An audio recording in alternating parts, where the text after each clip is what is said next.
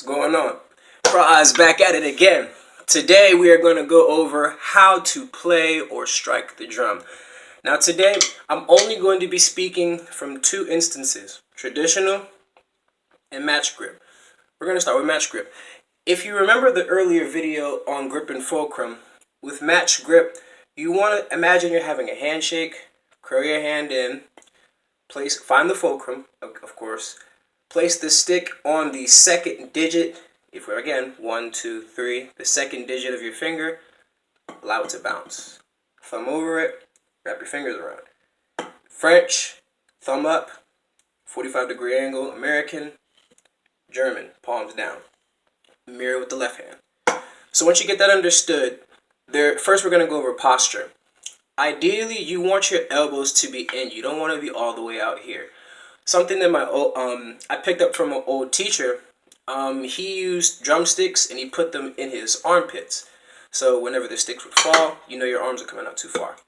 So you want to ideally stay right here. Second, there's three different ways to hit it. There's a full stroke, there's a half stroke, and then there's a small stroke. There's other technical terms for it. This is how I learned it. Full strokes are using the entire arm motion. Half strokes, half of that. Small strokes, half of that. You're going to mirror with the left hand. So what do you use these strokes for? That's an exaggerated motion, but the idea of a full stroke is to play an accent. Half strokes usually are best coming off of the accent, not trying to play another accent, but you still want to get some volume. Softer strokes are better for ghost notes. So, I'll give you a quick exhibition.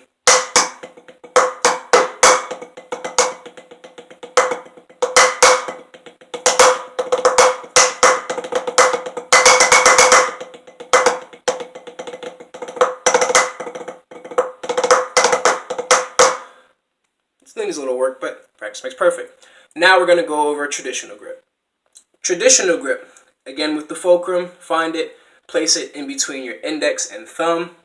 Have the joint of your thumb finger resting over top of the stick so you can insinuate a dribbling motion. Curl your index finger over it so the joint of your thumb is connected to the top of the second digit of your index finger. So when you play, you have a lot more control versus if you move it away. This is better for playing fast. Now, again, it's going to rest on the first digit right above the nail of your ring finger to provide that sense of stability. Middle finger not doing nothing, pinky's not doing anything. Ideally, traditional grip only really uses 3 fingers. Pinky, index, and ring. With traditional grip, there's a motion that you have to get understood if you want to play a full stroke. It's going to come in, up, down. In, up, down. In, up, down. I probably should have explained this for match grip too. With the full stroke, it's out, up, down. That's the exaggerated motion. Out, up, down, out, up, down, out, up, down. With traditional grip, it's in, up, down, in, up, down. The reason for this, you want to work with the natural motion of your wrist. Your wrist doesn't naturally go out to come in. It doesn't even feel right. The stick's going to end up twirling in a weird motion and you can't really generate any sound like that efficiently. So, come in, up. Now when you come down, you want to turn your wrist, and as you turn it, you're going to feel some tension in between the stick and your thumb. Use that. Propel your wrist downward with the natural motion of gravity. The stick should hit it. So a good exercise, if you really want to do it like this, when you come in, hold the bottom of the stick. Lift it up. Press your hand down, but don't allow this hand to move, so it's almost like you're pressing this tip of the stick into your finger. Get used to that tension. And when you get used to it, you'll understand when to come up, just push down, push down, push down. When you come down, use your thumb. Squeeze your thumb. That's the full stroke. Half stroke, it's just half of that. Now, when you use the full stroke, you want to get used to having your shoulder rotate, forearm coming out, all that. And then when you slow it down, when you speed it up, the motion just becomes a lot more central and simplified. So, now, I'm gonna go to the ghost notes because the ghost notes for traditional grip, in my opinion, helped me learn the middle stroke. You want to keep it at about 1 to 3 inches from the drum head. That's where your ghost note should be. Your average strokes about 5 to 7 inches. Full stroke, you want to get that entire arm motion going. So, recap. Match grip, soft strokes. Pay attention to the stick height. The stick height makes a very big importance, and I'll explain. Volume does not come from speed. Volume comes from height.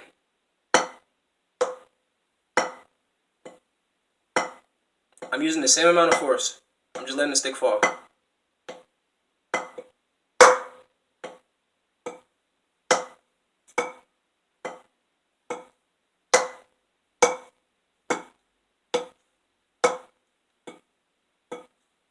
Just let it fall.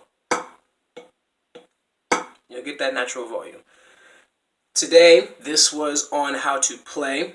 Now, real quick before I leave, I want to get into, it kind of adds on to the texture lesson, I forgot to go over it, doubles. When you want to play your doubles, you want to get this idea of a rebound. So, this is one stroke. Ideally, you want to get 2 strokes out of 1. That's the essence of a double stroke. The best thing to do, put a metronome on, and in between the clicks, play 2 notes in between each click. So if it's, this is your time.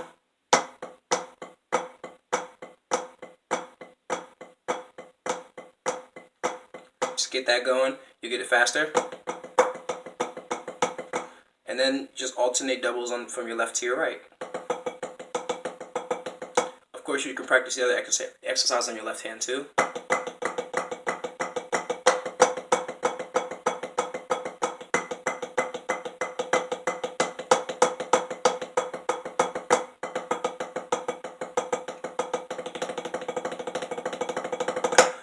Now, there's several techniques on how to play a double stroke, but I'll get into that later. And this concludes today's lesson on how to play the drums. I'm Praz. I'll see you later.